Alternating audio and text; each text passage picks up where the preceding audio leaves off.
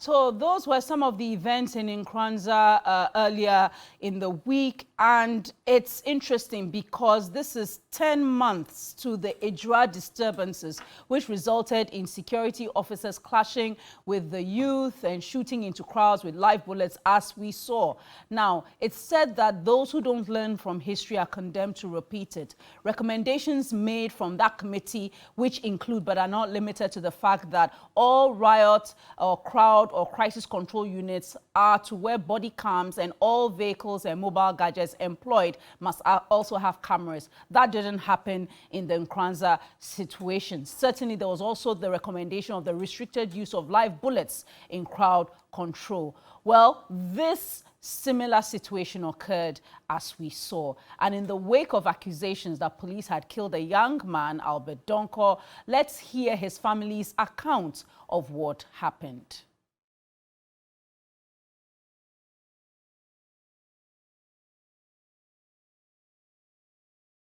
Well, we'll bring that video to you, but the police in a statement explained that the 27-year-old man was shot during a police operation as he was linked to a gang of robbers engaged in a series of armed robberies. Well, that's in dispute, hence the youth's anger and the vandalization of the Nkoranza district police station. And that led to the additional death of a person, injury of 9 people, the escape of 6 criminal suspects. We know that PIPS is investigating these circumstances, while the police have withdrawn their officers from the area, leaving a skeleton emergency response team. Let's now hear from the police who went to the area during the week.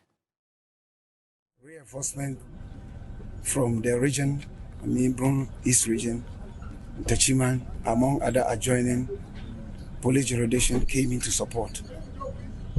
As of today, additional reinforcement from 4 police units in Accra, among others, are on the ground, concentrating in protecting and securing vital state facilities that are within this enclave, including the vaults where the banks are, including our hospitals, and also ensure that accesses to this area are also secured, i.e., the 4 exit and entry points, in and out to Kumasi, in and out to Kintampo, in and out to Ejura, and in and out to Techimai have been secured 24 hours. Personnel are also deployed at various strategic police interest facilities. We would like to make an appeal through you in the interest of those who escaped from lawful duty, lawful custody.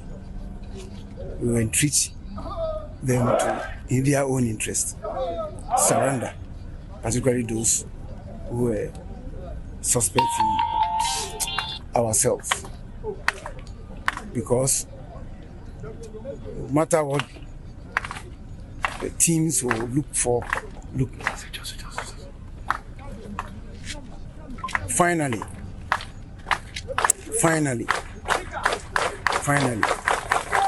we want all of us to be calm whilst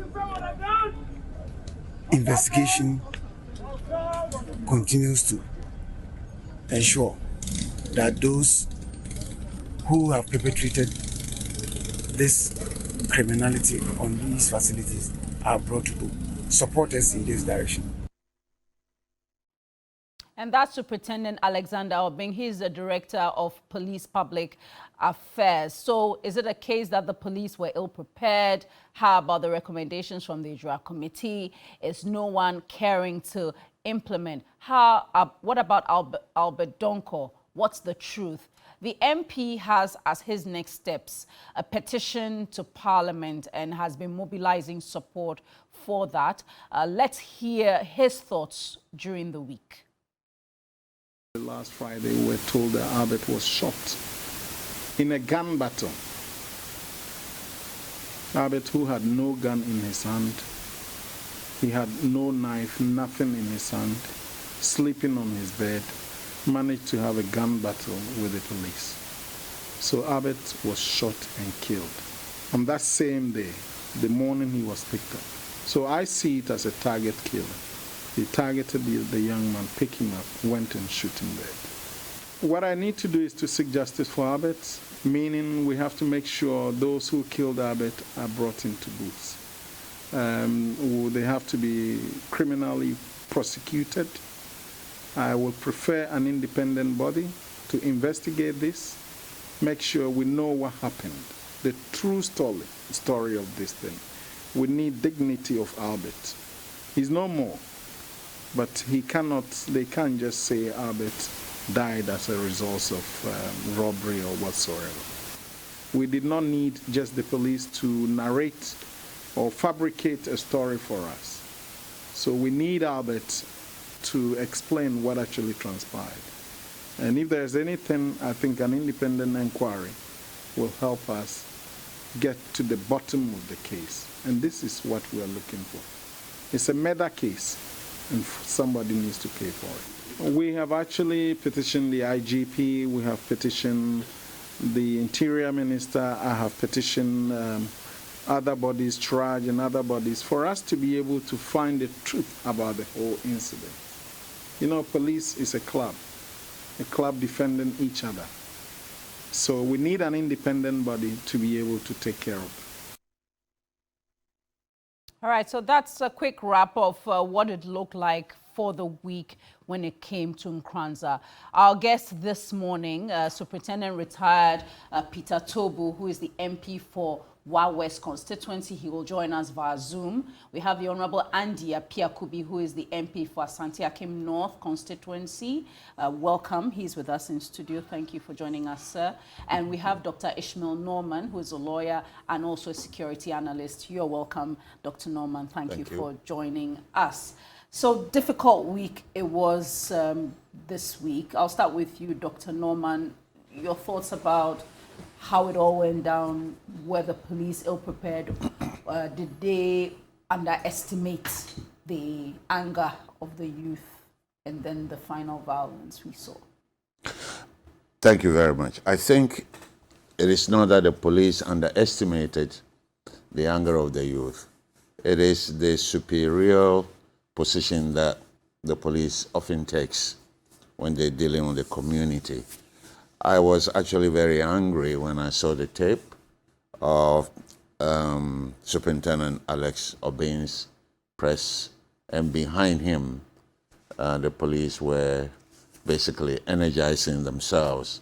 This kind of songs, morale boosting, you do that when you are going to a very critical situation and you want your men or women to be prepared to have the extra valor to deal with the situation.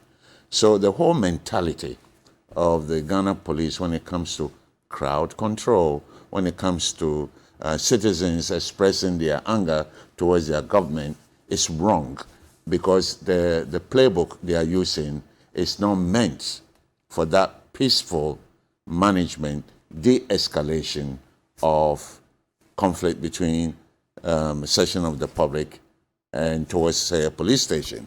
And the manual they are using is an Incident and Police Order Management Manual.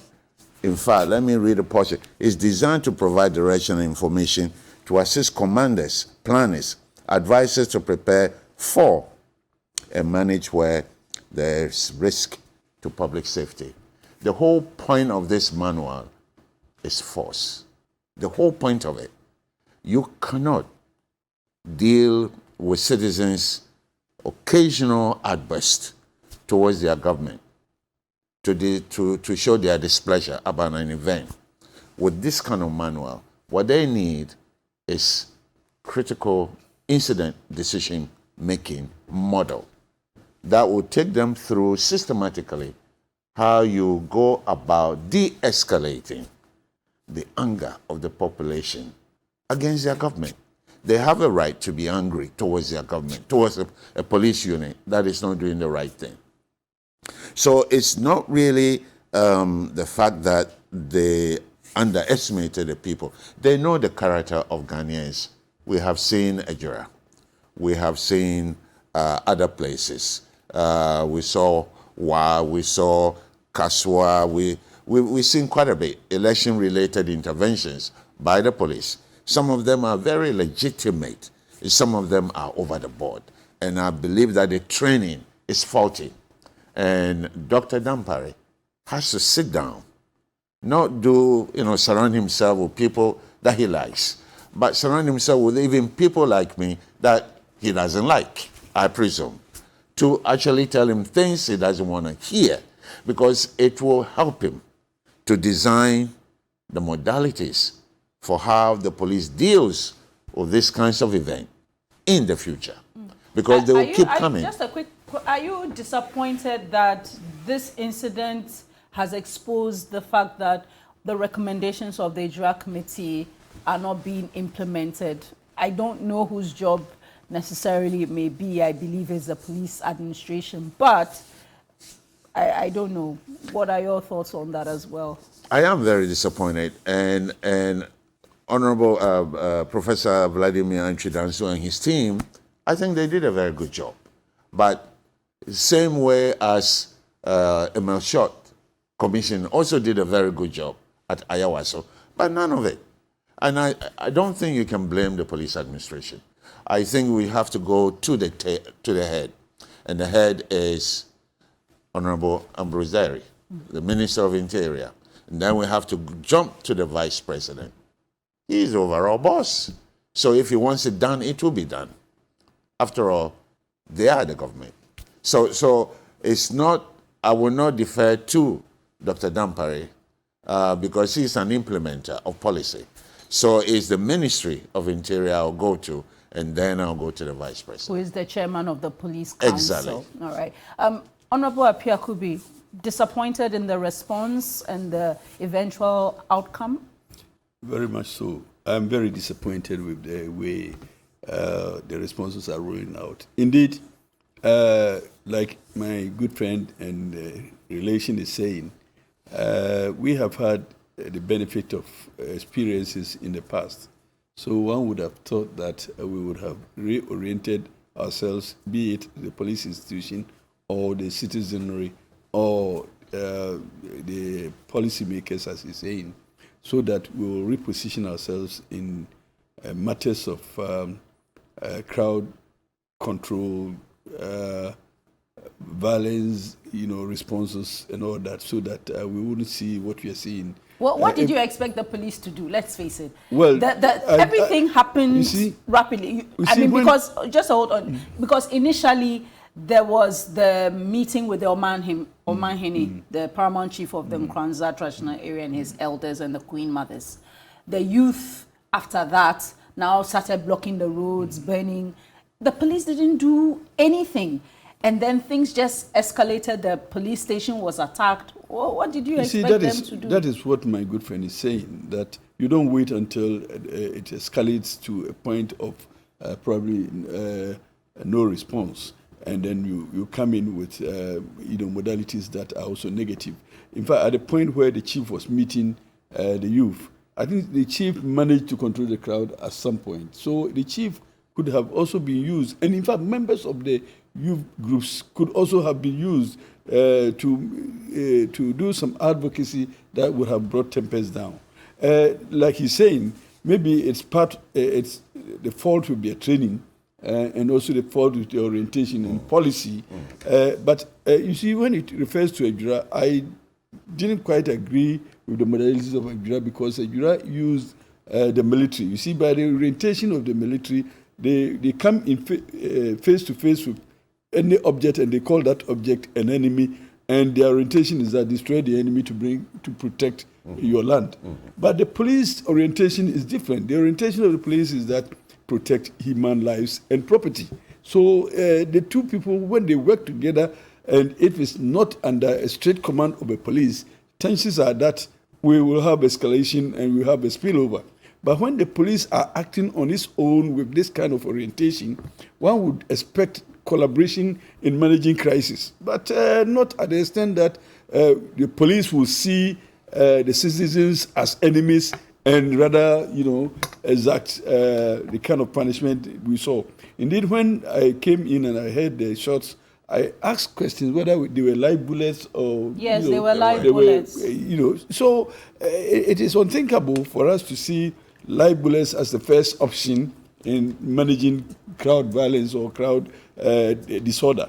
Let's get back to the basis and look at how we do things and do it right, specifically also in terms of crowd management and control.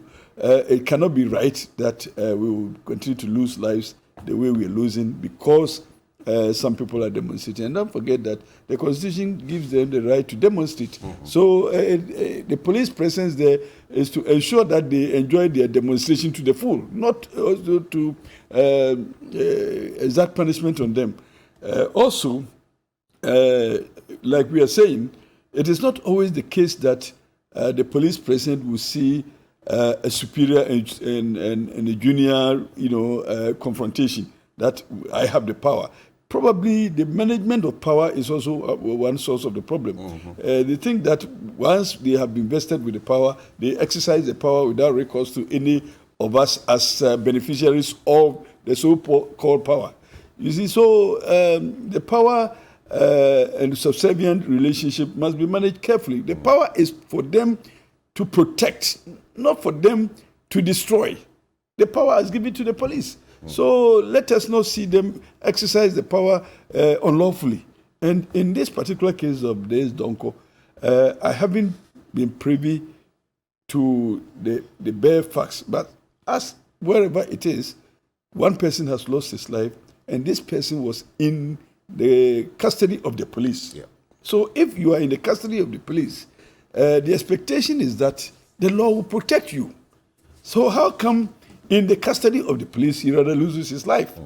I'm not holding brief for Donko because I don't know the circumstances under which he was arrested, and the case has not come to court for trial, so I cannot pronounce on the guiltiness or otherwise of that victim. But once somebody comes into the custody of the police, the expectation is for the police system to give you maximum protection. And indeed, in all our endeavors, if at any point in time you appreciate a possibility of a security threat, the first point of call will be the police. Yes. You go to the police for them to provide you with security.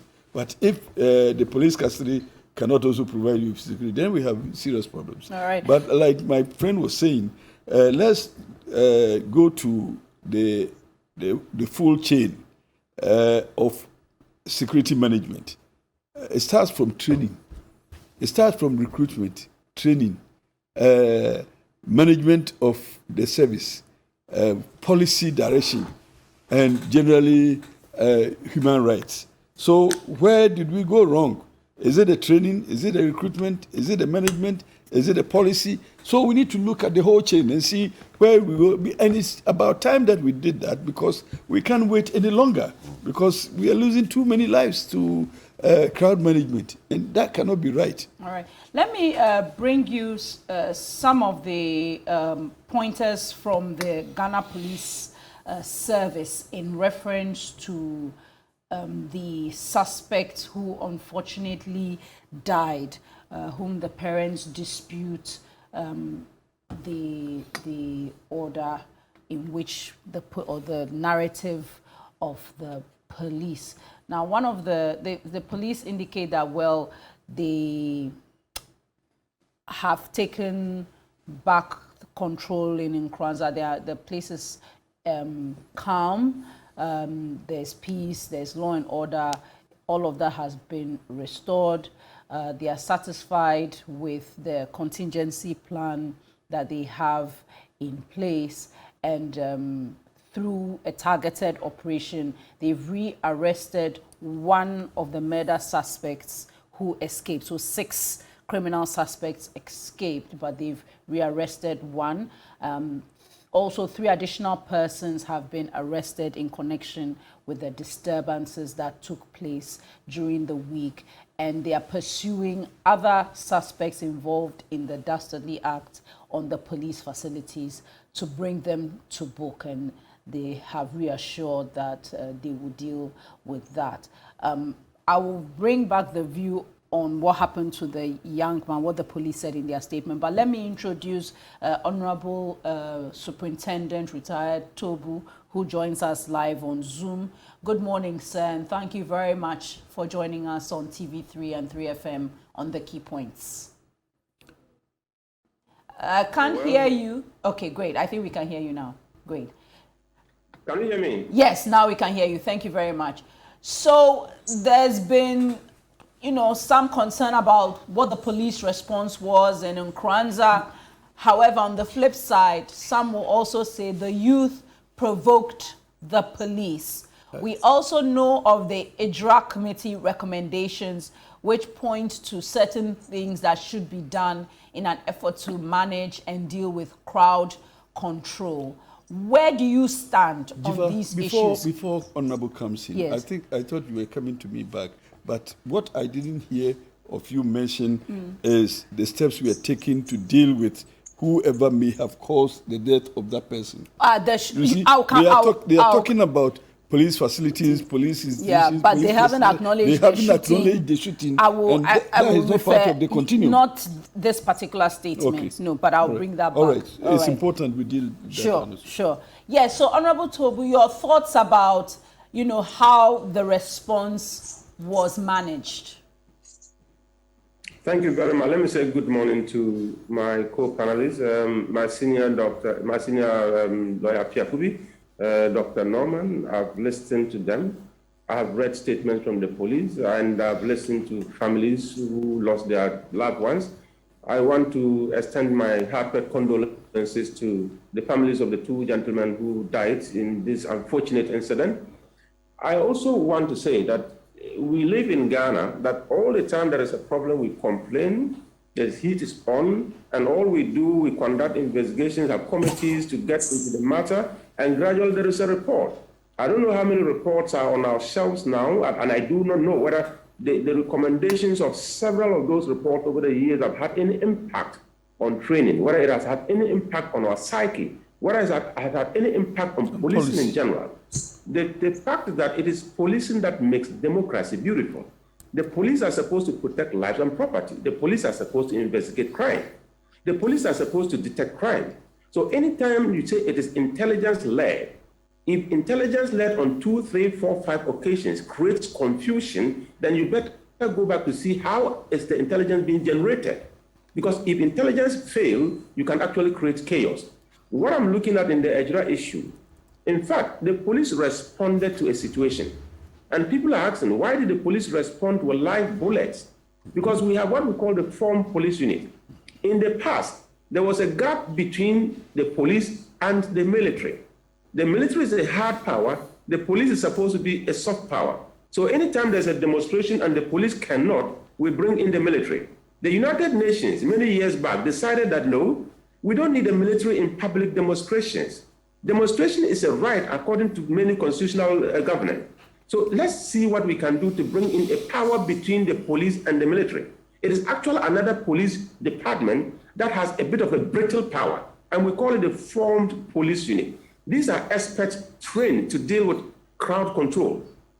So when you find formed police unit personnel on a scene where there is a demonstration or there is a mob violence, you will expect them to be more professional than shooting to kill. So anytime you find police officers at a scene, shooting live bullet, it scares many of us. Why is it so? The truth of the matter is that it is a Ghanaian thing that anytime there's a demonstration and the soldiers arrive, everybody says, in Chi, memma man abam. Say memma abam. So even the Ghanaian people themselves love that level of force, that when the soldiers arrive, there is some level of sanity that will prevail. When the police are there, nobody cares. Why are they afraid of the soldiers? Or why do they silently respect the soldiers? They do that because the soldier is trained for combat. The soldier is trained to shoot. The soldier is not trained to come and talk to you and make you a friend like what the police are doing. So if the soldier comes and you respect the soldier because the soldier is carrying a gun and the soldier can shoot, the police comes, he's trying to use all the skill that he has been trained to use, and nobody is bothered, and there is escalation. The duty of the police at that particular time is to de-escalate the violence. And in this escalating the violence, the police has the right to even target ringleaders and shoot. And the law is very clear that when you fire even one bullet and you achieve your target, we don't want to hear gunshot all around because you are trained to target. And when you target and you meet your target and the situation comes down to normal, you find another policing scale to engage the people. You see, I promoted community policing over the years, and I will continue to talk about it. With live bullets. If our community policing was working well, I am sure that the police by now would have known that in the Nkoranza area, there is a particular person. I know that even in the army, there are a lot of people from the Nkoranza area. I know that in the police, there are a lot of people from the Nkoranza area. I know that in Ghana Bar Association, there are a lot of people from the Nkoranza area. And of course, you can have one influential person in Nkoranza area who can carry more weight than even the soldiers and the police put together and put in Nkoranza, whose voice will be heard loud and respected by the youth of Nkoranza. And those are the type of people we engage when there is violence, to be able to de-escalate the violence. So there are a lot of things that we can do behind the scenes, not necessarily firing live bullets, because one person died, we've gone to talk about it, and the police responded, and found out another person is dead, 9 people are injured. Then you ask yourself, is it a way of escalating the violence if more people are dying and more people are getting injured? That notwithstanding, I've repeated this severally, no Ghanaian has a right to attack a police station. No Ghanaian has a right to attack a government facility, a state facility. After all, it is our money that has been used to build those facilities. Even as much as you are angry, when you go to attack a police station, you are virtually telling yourself that, yes, it is my money that has been used to build it, but I'm going to destroy it. You use your money to build your own house and go and destroy it. It's a level of insanity. And it's a level of insanity because there is anger. And when there is anger, the police are trained with a simple maxim. The constable maxim says, he who controls his anger controls the situation. So I always expect police officers in situations like this to demonstrate control, that control your anger. Because if you become emotional yourself, you will lose it. And when you lose it, you are gradually becoming unprofessional. And when you become unprofessional, you bring embarrassment to the whole institution. If this can qualify as my initial comments. All right. Honorable Appiah-Kubi wanted to raise a point, but I'll just read a bit of the statement. They didn't speak necessarily about the person who died. They just announced that in the melee, one person died. We saw the pictures of the person shot in the head. Very, very horrifying pictures, which we cannot put on television. You see, and honorable member also said that in policing and trying to prevent crowd violence, you target maybe a ringleader. Fine, assuming that is part of your training. But you target a ringleader with a live bullet or another form that will incapacitate the person, but not rather to kill him. I'm sure that in crowd control, you don't need live bullets in your targeting.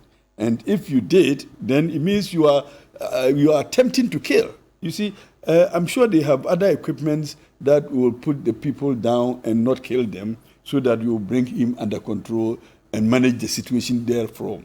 But using live bullets in situations like that, I will never recommend. And in any case, I also want us to look at, apart from, yes, I agree with Honorable when he says that don't attempt to attack public institutions, and indeed public personnel, and indeed your colleagues. You have no right to attack anybody because you are angry, and even yourself, because you have a right to make sure that your safety is also protected, your own safety. So the expectation and the obligation goes around up to yourself, albeit that the demonstrators also ought to understand that you don't gain anything by pouring your anger on yourself, on your colleagues, and on state institutions, and even state personnel. But you have to submit yourself to the law. But submitting yourself to the law also requires that the police administration also submits themselves to the same laws of the state. And the reason I say so is that there can't be any justification in solving a problem of killing with another killing. Because, and again, it goes beyond even knowing the that the killing. first killing The is first killing is an issue. contention. It's an issue. We are trying to solve that case. We are trying to investigate why, and then you add more. So when you have added more, then the presumption is that you have to also investigate the recent killing. How did it happen? And who are the culprits? And let's assume punishment. I agree with Governor Bo also when he says that we have a lot of research findings on crowd management, and we have not implemented any of them. That is grievous. That is very unfortunate. And I urge on the authorities concerned to make sure that the Minister of Interior, we at least implement some of those recommendations so that it won't be repeated. Again, if we continue to investigate and keep down, then we are losing public confidence in even investigations, because after the investigation, nothing happens, and nobody will mind if we say we are going to investigate. And in fact, that is the situation that provoke people to take the law into their own hands, because when they lose hope in the processes of law, then they want to take the law into their own hands. So people who are unlawful must be brought to book, so that it serves as a deterrent for future law breaches. All right, let me read some text messages. I'll come back to Honorable Tobu in a moment. So, Dr. Norman, just give me a bit of time. This message from Aziz in Y says, the brouhaha at Nkoranza is totally unacceptable, unfair, and unfortunate. The security officials of the state must revise their strategy to improve on how they manage these issues with the citizens. Daniel from Sandema writes, this is unimaginable. How can professional officers fire live bullets at unarmed citizens? These are the things that should not happen. These police officers should be identified and removed immediately. The Honorable Kandapa and the Honorable Ambrose Derry can't tell Ghanaians that they will not be able to know who these officers are. They should make sure justice is served. This one from, can't get the name, I think it's Dr. Chachu. This one from Dr. Chachu says, in fact, the police are losing their credibility. We saw what happened at Wa. Well, Wa was the military. We saw what happened at Akachi. Yes, that was the killing of a young man. Nkoranza, Ejura, Ayawaso West, Wogon, etc. We really need an independent body to undertake this investigation. And he's writing from Asante Achim, that's Dr. Chachu. More messages, this one from Mr. Hedo from Akachi. It seems everyone has forgotten the Akachi disturbances. Thank you for reminding us. No, we haven't. Where 3 of the youth were allegedly killed by the police, and nothing much has been done since then. Any spark in the metropolis can escalate the situation. And from Akwesi, if a good work was done in Ijra, then Nkoranza wouldn't have happened. We don't take things seriously in this country. God help us. Akwesi, good work was done in Ijra, but it's the implementation that's where we are failing. Let me come back to Honorable Tobu. There is a call for an independent investigation. And apart from that, there has been the request for an independent police complaints commission. As somebody with experience of the service, someone who sits on the Committee for Defense and Security, what can Parliament do about these requests? Because it seems the police, the Interior Ministry, they don't seem keen, because at the end of the day, they will come under the spotlight. I understand from some of the CSO campaigners that they had been speaking with the Interior Ministry and the police about all of these. And one of the suggestions was, well, this complaints commission should come and sit under the Interior Ministry. And the view is, how can that happen? I mean, if people have complaints, they still have to come back to the same Interior Ministry, which may not do anything. Can Parliament do anything about this? Do you want a separate independent investigation? Thank you very much. Let me say thank you to my Honorable Apiakubi for that statement. There is no justification in the use of a live bullet in any public demonstration. There is no justification, very particularly from the police. And that is why the United Nations, of which we are a member, designed a brittle power in between hard power and soft power. That is the form police unit. They have a lot of equipment. They have a lot of tools to use to demobilize people and arrest them without necessarily killing them. Anytime there is death, that is a result of a police operation, the police is losing the confidence of the public. And policing by consent is a principle that must be respected. Anytime you lose the public, gradually your policing style is becoming unpopular, and the people of the country will never support you to police effectively. Policing is a collective responsibility as much as security, and that is why together we must always seem to be working together. Every caller at the police station is a potential ally.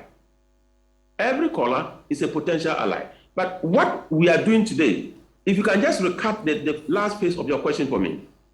No, so I was asking, should we have an independent police commission that demand is driven from Parliament? Because it seems the Ministry of Interior has been backpedaling, pussyfooting around this request. Thank you so much. For me, we have the Defense and Interior Committee of Parliament that has oversight over the Minister of Interior, it has oversight over the Minister of Defense, and has oversight over the Minister of National Security. And that committee is a bipartisan committee, where both parties represented strongly on that committee.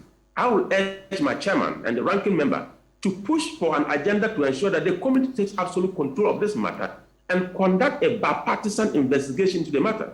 As of now, we don't have a law that has established this Civilian Complaints Commission that we have been talking about. It has been in the pipeline for so long. Until we get there, this is an emergency. What can we do to bring back public confidence into the state institution like the Ghana Police Service?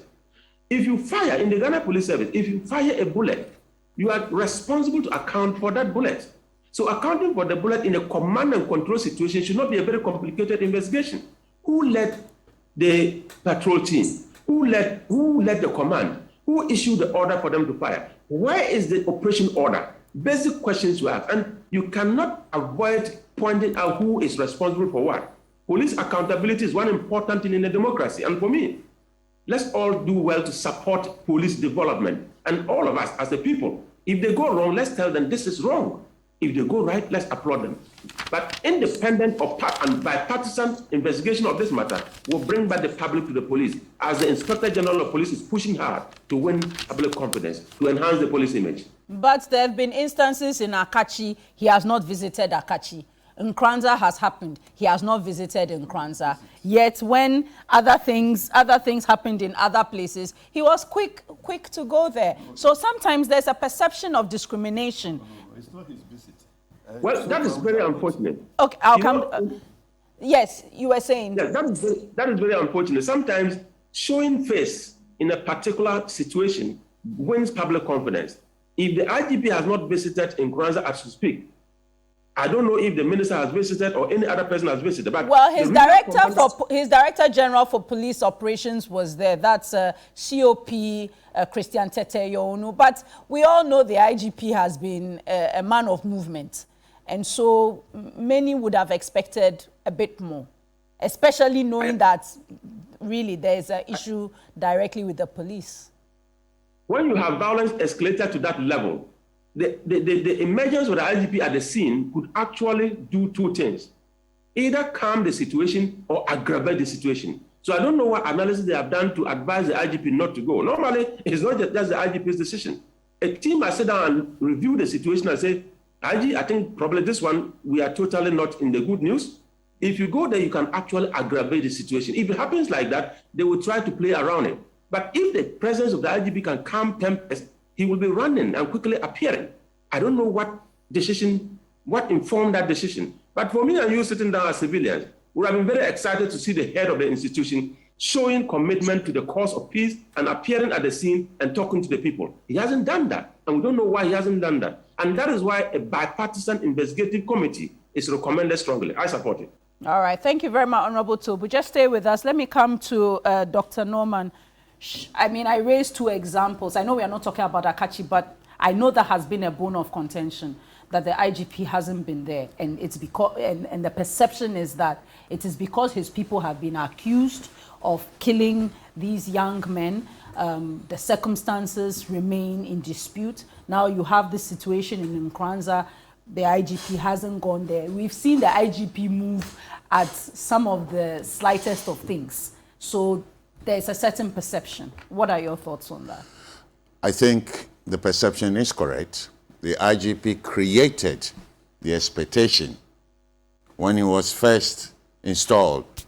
He's calling various groups of people to his office, photo opportunities. I think it's a sign of cowardice.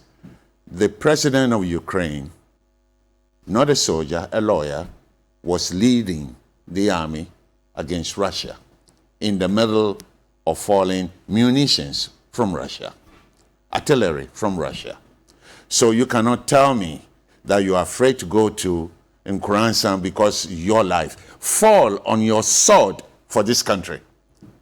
If you are truly, truly a man of valor, an IGP who is willing to die for Ghana, we don't have patriots in this country. They just go there for the uniform, for the money they can get. This is the time he should have stood up for Mother Ghana. It's cowardice, pure and simple. I will not give it any kind of coloration other than cowardice. He should have gone to Akachi. I know that other people will not agree with me, but this is a man who will go through the street, buy slippers for people that are buying shoes, do this and do that. Those moments were totally inconsequential. This is the significant moment. This is the moment we want you to be at Nkoranza, even if they are shooting at you. That's why you're a police officer. You are not a police officer to work till your retirement. You are a police officer to defend and serve this country, good or bad. Honorable Apiakubi, you disagree totally. On this score, I totally disagree with you. Because Why? I would rather pick the rendition of Honorable Tobu. He says that you analyze the situation. You don't do it by yourself. There is a team that will analyze it and then prefer an advice to the IGP. If the situation is such that your presence there will escalate the confusion, you are advised not to show presence. And in any case, it is not a person whose presence will ameliorate the situation, but it is the institution. So whoever carries the mandate of that institution, I am sure, will do a professional job that will bring us all to one page. In any case, I don't want us to also personalize the issues when it comes like this, because whatever the IG may have done in his private capacity is not an issue right now. What is an issue is Nkoranza and matters arising. So let's focus on that.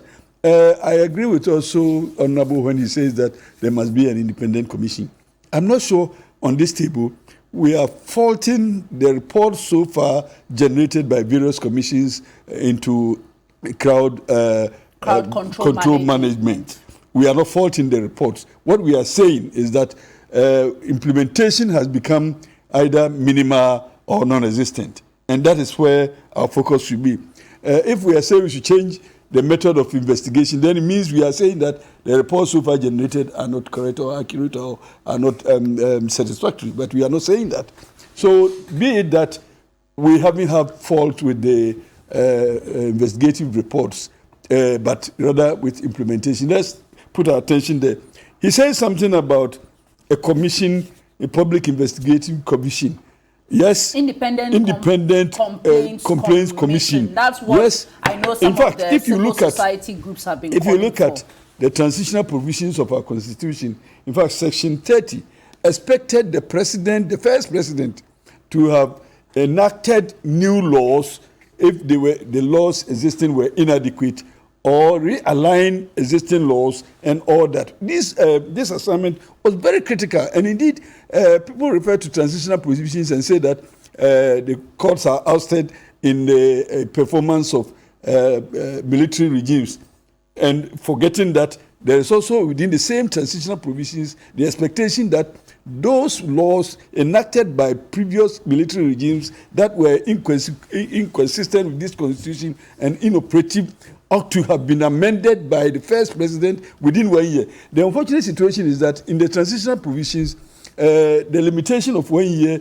and the insistence on the first president presupposes that the second president or the first president after 1 year couldn't have done anything. But the Supreme Court has said that where that action was not taken by the first president within the time frame as given by the Constitution, the Supreme Court has a jurisdiction to do the alignments, albeit that the Parliament also has a jurisdiction and mandate to also create new laws to supplement those that are in existence. And indeed, the call for a public investigative commission is very much in order.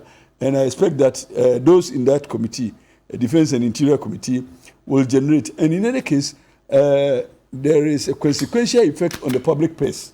And therefore, the Constitution again prohibits a private member bringing a bill which has a consequential effect on the consolidated fund. So again, then we have to go back to the executive to initiate a bill that will create that. But again, I think that the Committee on Interior and Defense, they can also bring a discussion along that line and maybe promote something that the executive will uphold and also put in Parliament as a bill for us to see. It's a call in the proper order, except that the financial implications will limit us. Otherwise, me and him, we could come out with a bill. People have issues with the police, so the commission will be inundated with complaints, you think? Oh, yes. It is welcome. If people are bringing complaints, in fact, the first attempt to solving problems is receiving the complaints. So if people had opportunity of bringing complaints, at least when they have filed their complaint,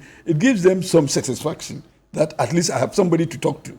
And whether or not the complaint will be investigated is a secondary matter.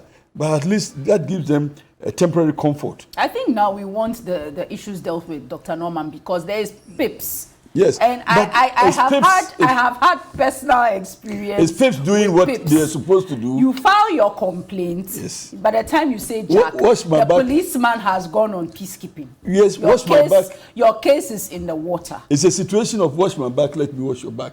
So if you are filing a complaint with the same institution that you are complaining against, chances are that your complaints will die. But Honorable made a suggestion that we have to find an independent commission. I probably think that within the two extremes, that would be a solution. But Honorable, fine policeman, I don't understand why he decides to put back the police ropes and join us in Parliament. No, he has to get into the trenches. He's otherwise a very fine policeman. Yes. So I'm sure we need the state of Ghana could have benefited probably more in his profession than coming to Parliament. But that's my opinion, though. Let me come back to Dr. Norman. Independent commission or not, because people want implementation of, recommendations. People want to know that if they file a complaint, it will be dealt with. Right now, it doesn't look like any of that is happening. Should we push for an independent investigative body, or should we have this complaints commission where people can raise their concerns? I think it's a call in the right direction, and the Commonwealth Commission on Human Rights already made the call, and so many other people have made a call in the past. I can remember Imani, I can remember quite a few CSOs that have made a call, and some police members themselves have made a call. But my problem is that we have beautiful laws on the books of Ghana. And Honorable Apia Kubi, my MP, will admit to that. Every single time the Parliament says they are making laws, because that is their business. But the implementation side, if we have a commission, for example, Ayawaso West Wagon, and that was a beautiful sitting, a beautiful investigation, supported by media and every interested person. What became of that? Ejira, what became of that? I think we don't like to have a peaceful country. We don't have to have an orderly country. We actually enjoy mayhem. Oh, how? Oh, because if you know the solutions to a problem, how come you don't implement them? The fact that let me land. If you know the recommendations have been made, money has been spent from the public purse to do these investigations, and Honorable Emma Short I'm sure he's become very quiet after that, because he's probably asking himself, what's the point? And the issue is, what is the point of anybody sitting to do post-event investigation, which will amount to absolutely nothing? Honorable Tubo just told us, commission after commission, there was also similar incident in Dansuman, which we have forgotten, where a woman was shot in a taxi simply because they were trying to stop some armed robbers, and they took them to be armed robbers. So the events are quite a lot, and I've read quite a few of these outcomes. And why is it that we don't have the moral and legal authority to implement these recommendations? So yes, it would be a beautiful thing to appease the public, to sit down, spend some money just to appease the public. And when it's done, you just throw it in the back shelf. Who cares? He's dead. So I come back to say, it always comes back to the IGP. It's not by personalizing it. I don't have a scintilla of grievance against Dr. Dampare as an individual. Nothing. I actually admire him. But in his status, the position as IGP, whether it was upon Bueno or Asante, Pietro Asante, I would talk the same way. You need to start the process. Go to your bosses at Ministry of Interior and say, we need to create this. We need to implement these solutions that have been provided for us. He doesn't want to push anything. You wanted to raise a point to what he was saying. Yes. Go ahead. The point I wanted to raise was that it is not the case that Ghanaians don't like peace or want peace. It is the case that our one institution of ours probably is not doing the responsibility to the full. And we should ensure that that which is left to do is done. Not that we will not also throw away everything that happens along the chain.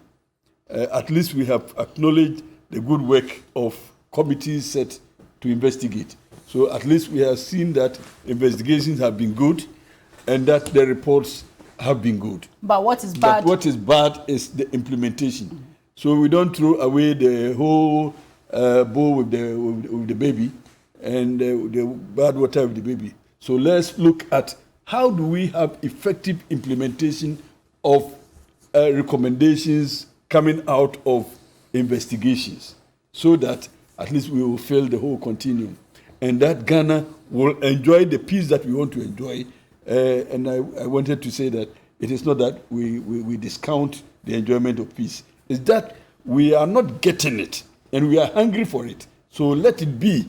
Let us finish the whole continuum, and then we will come to a point where we say, after the investigation, recommendations are undertaken, and that we have reformed ourselves and society, and that the expectations have increased, and that the belief in the system, police system, has been heightened. Honorable? How yes, long? it is not late I to don't start have patience today. for this kind of talk, No, Honorable. it is not late to How start. long? Look, what has happened in the past has happened, but it is also not a justification for us to continue to do the same thing. So there must be a watershed that we as a people, from now on, we want to, because we cannot redeem the past. What we can do is that correct ourselves from the past and let the past be maybe a case for us going forward. And indeed, the time is now for us to learn to implement the recommendations of committees, so that we will, even for nothing at all, at least we will have confidence in the system, and know that when my right has been taken or my right has been threatened, at least I have a solution or I have somebody to complain to. Indeed, it will be ameliorated. Let me read some text messages and then we'll take a break. When we come back, we'll go back to the Honorable Tobu and ask whether there should be some compensation or what legal process those who feel aggrieved in what happened in Nkoranza can get. This one from Musa Abatwa says, the recent police recruitments is also questionable. The act of impunity on the part of some of the officers is worrying. The reason being that they are party officials or party people who have no proper training on how to handle provocative crowds. They've been integrated into the security forces, hence the unprofessionalism of some of the forces. That's from gentleman Musa Abatwa, and he says that's why we've had Nkoranza, Ejra, Techiman South, Ayawaso, West Wogon. Prince Henry writes, what is preventing the IGP from visiting Nkoranza to at least even sympathize with those who've been severely injured and to also calm down the angry citizens of Nkoranza? Until we put a stop to political police recruitments, we will also continue experiencing some of these unprofessional acts from those in the service.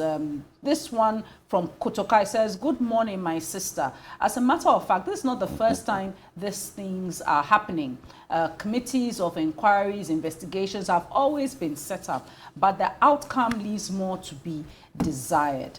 A.U. Farouk from Tamale says, sometimes I question the professionalism of some of the officers. They are so quick to shoot at crowds. The IGP needs to revise their means of engagement. Charles from Bono region. In fact, what happened in Nkoranza is a total failure on the part of the police administration and its leaders. Thank you very much for your messages. You can send us some more. Feel free to tweet at us here at TV3_Ghana, 3FM 92.7, or you can tweet at my handle at Beho Bampo and also at our WhatsApp line. Let's take a quick break. We'll be right back.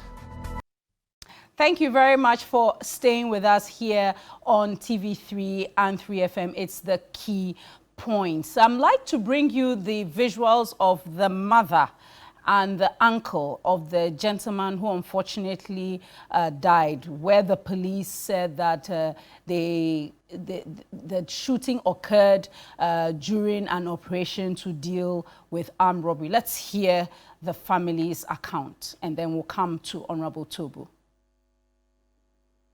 Broke into the house of the 27-year-old Albert Donko at about 2:30 a.m. on the 25th of April and effected the arrest on robbery suspicion.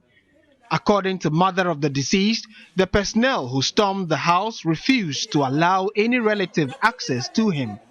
A distraught mother, Comfort Jamia, could not hold back her tears as she opened up on the circumstances under which Albert Donko was picked up.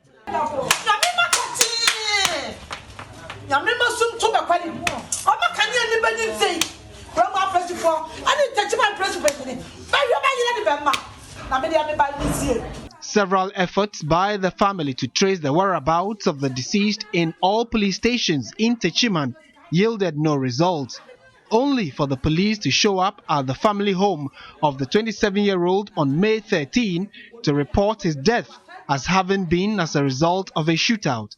But his mother is disputing claims by the police her son was an armed robber.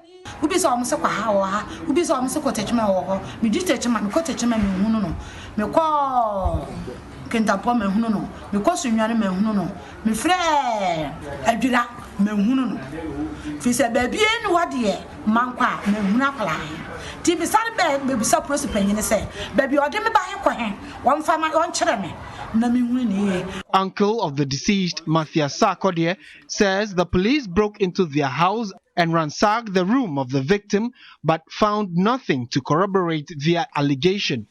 He said the family has petitioned the police administration to thoroughly investigate the circumstances leading to the death of their son.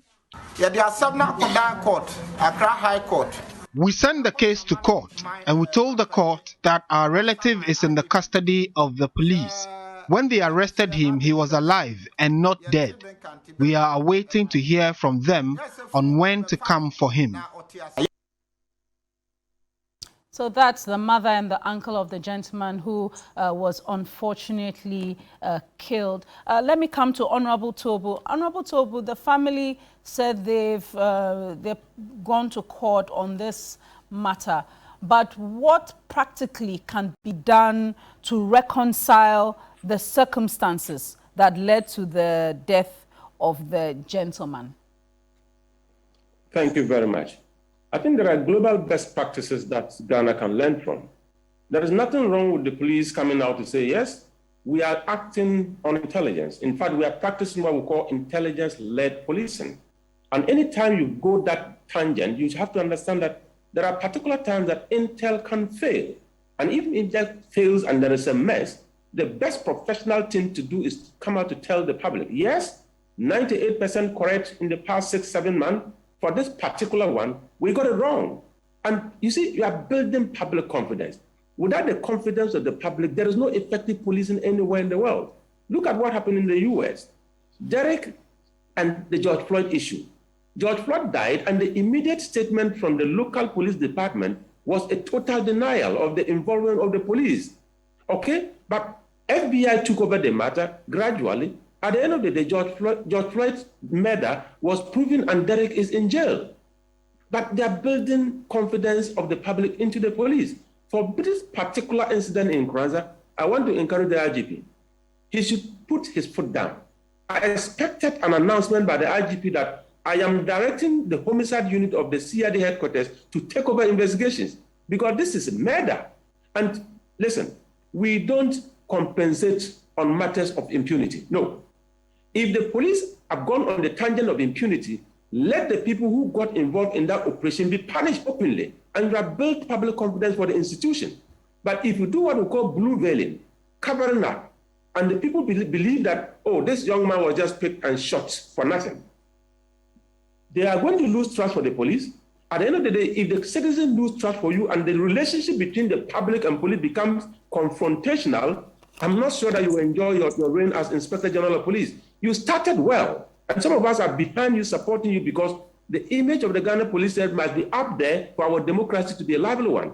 I know my senior brother, Honorable Apia Kubi, was wondering why I moved from the police to politics. There are certain things, before I got into politics, sometimes I sit and watch, and I realize that the politicians do not understand the nitty-gritties of security. Why wouldn't you go in there and join them? Today we are talking about a public, independent civilian complaint commission. It is not there.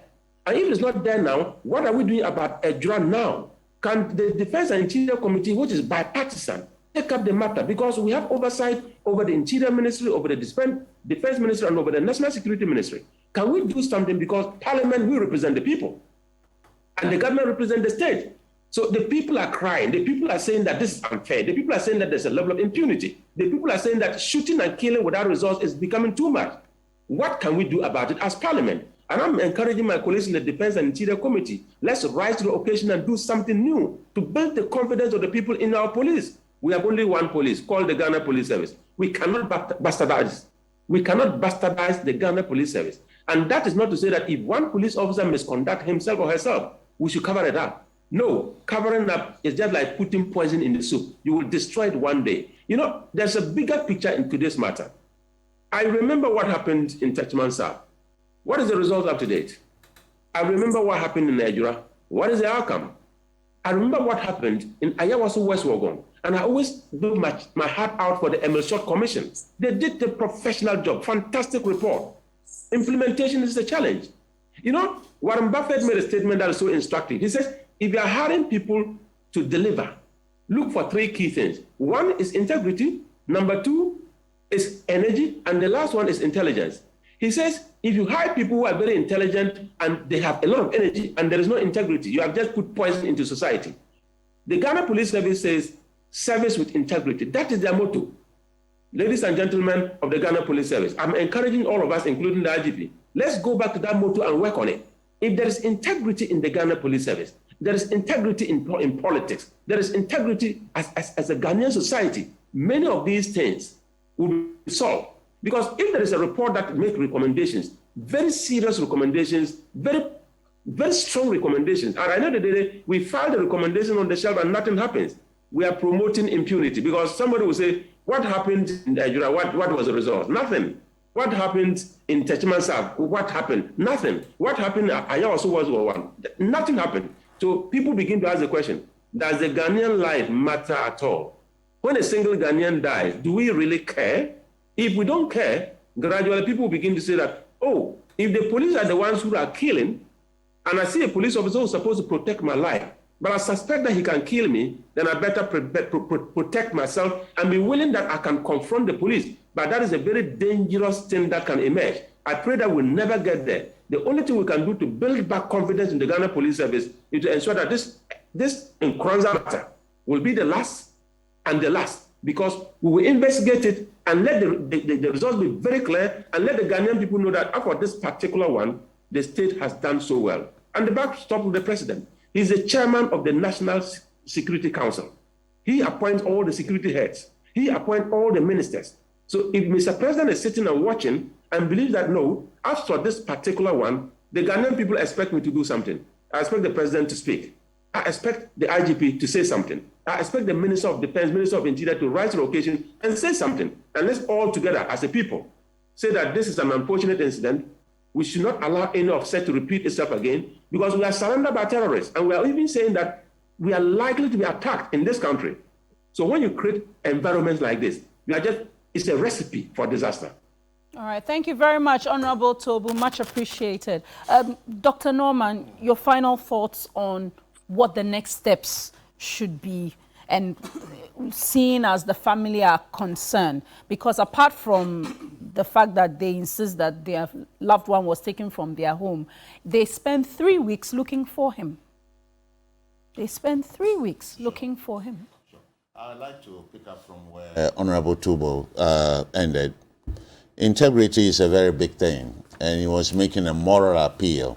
I think in order for us to operationalize integrity is that we need to have the IPCC, because that will bring back the integrity. If we preach to them to be men of integrity, after all, is it not a born-again police force under Dr. Dampari that they swore publicly that they will not collect bribes anymore, and they clap for themselves and pat themselves on the back?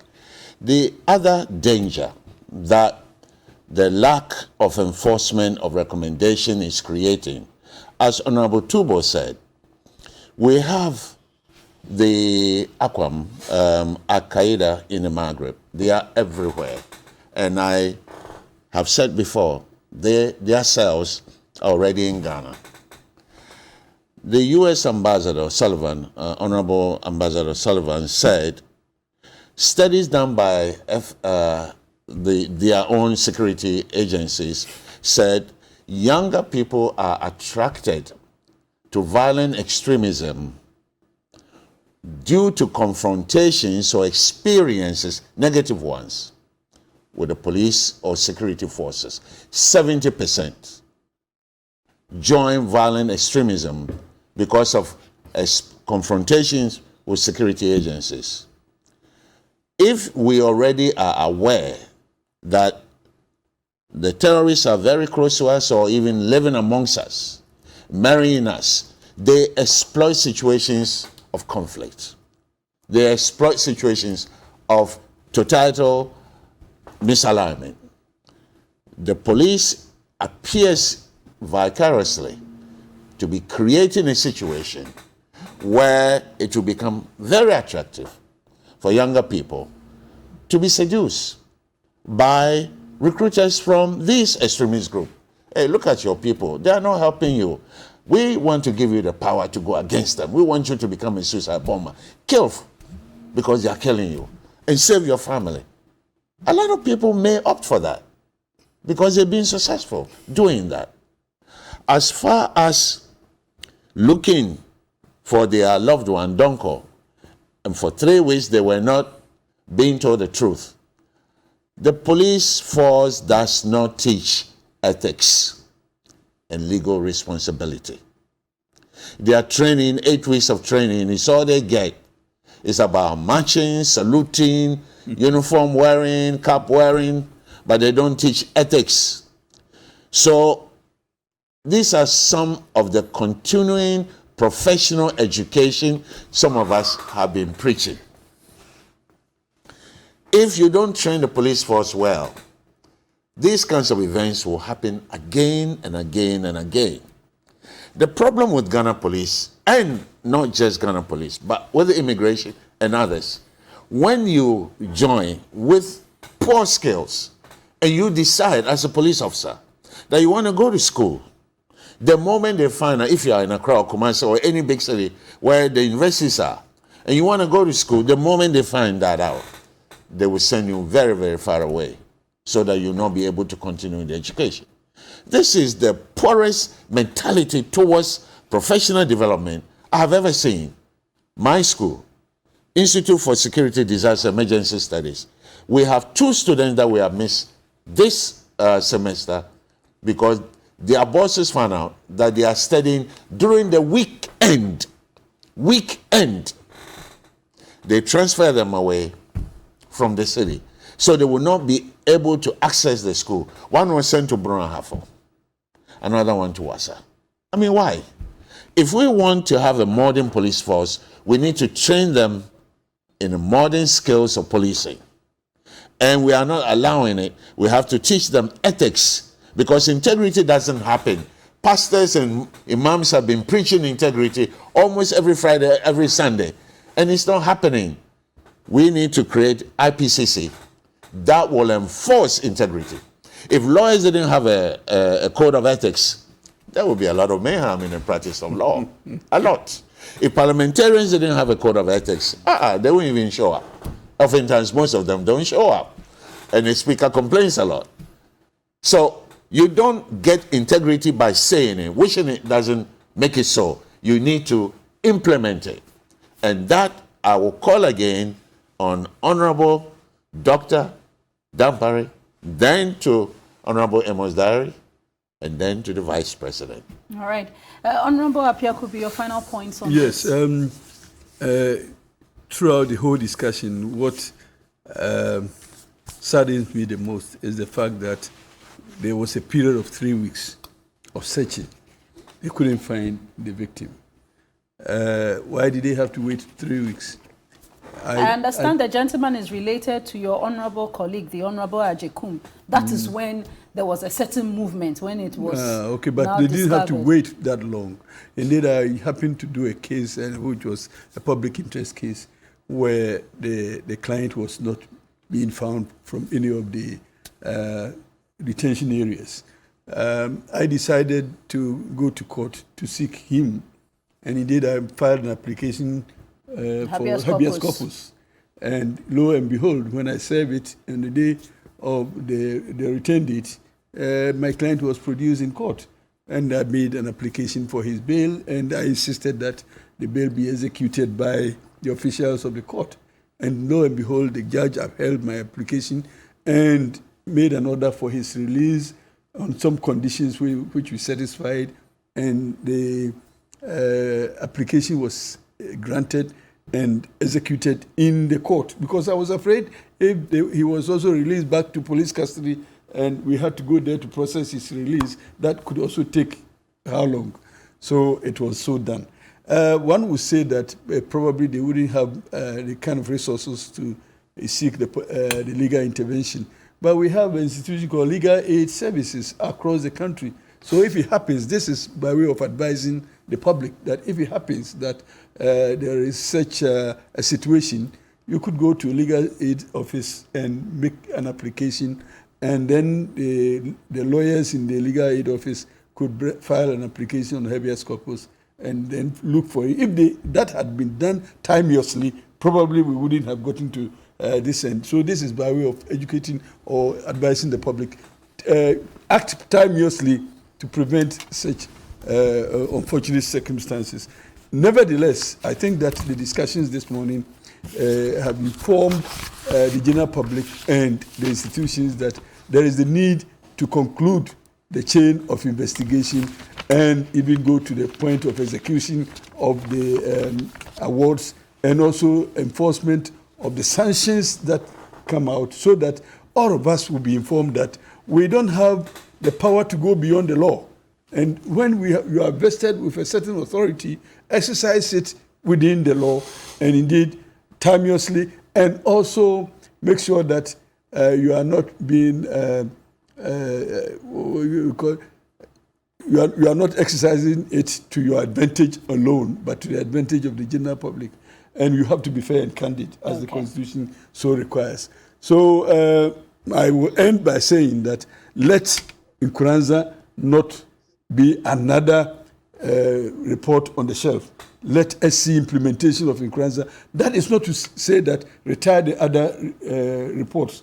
Let's go through all of them and for nothing at all, learn from them and make sure that going forward we'll implement all of them. Okay. And I want to congratulate my good honorable. He has shared a lot of information. Yes, he said he wants to just give us a quick 30 minutes because we have to wrap up. But I will join him in that committee and make sure that what he has promised, because we need to wrap up this segment. Thank you. Thank you very much, Mr. Jifa. I just want to correct a wrong impression that the police do not teach ethics. The mere teaching of ethics does not promote integrity. We have unethical lawyers, we have unethical doctors, we have unethical engineers, but they've all gotten classes in ethics. The police teach ethics, and if you go to the police academy, ethics is one of the biggest subjects that we learn. Even the service instruction itself is a whole ethical document. The fact that you are taught ethics doesn't mean that you become ethical in performance. There is more. There is more for us to get integrity than just the mere teaching of ethics. Thank you so much. Thank you very much, sir. And many thanks to our guests. It's still the key. To do what he has promised. It's still the key point. We take a break now. We'll come back to our second segment where we'll be talking about the declassification of the Achimota Forest Reserve.